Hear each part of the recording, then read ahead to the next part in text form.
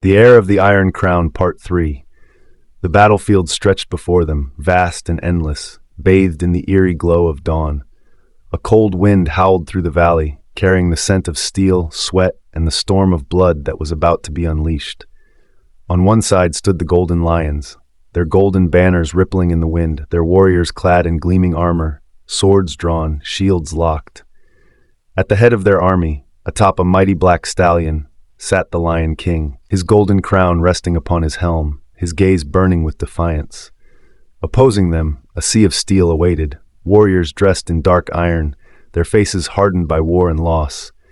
At their forefront stood the Heir of the Iron Crown, his blade resting against his shoulder, his armor stained with the dust of battles past.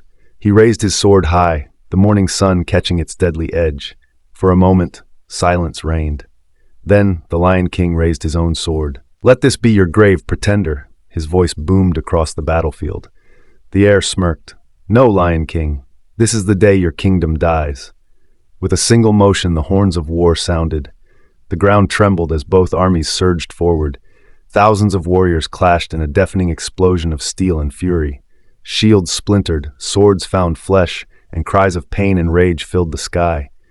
The Heir fought at the front, his sword striking down enemy after enemy, his movements precise and merciless. Arrows rained from above as the Golden Lion's archers unleashed a deadly storm, but the Heir's warriors pressed on, raising their shields to form an unbreakable wall. Siege weapons thundered, hurling flaming stones into the fortress walls, shaking the very foundation of the Lion King's last stronghold. The battle raged for hours, neither side relenting. Blood soaked the earth, turning the once proud valley into a graveyard of fallen warriors. But the Heir refused to falter. He saw his chance. Through the chaos, he and his elite guard broke through the enemy lines, cutting a path toward the gates of the fortress. With a mighty roar, the battering rams struck. Once, twice. The third impact shattered the ancient doors, and the army flooded inside like a storm. The Lion King, from his highest tower, watched his kingdom burn. His warriors fell one by one. His banners were torn down, trampled under the boots of the enemy.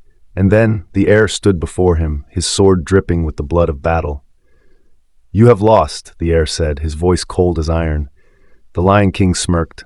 "Then take your crown if you dare." With a swift strike, the Heir ended the tyrant's reign. The Golden Lions had fallen. The Iron Crown was his. The war was over. But the true battle, the rule of a new kingdom, had only just begun.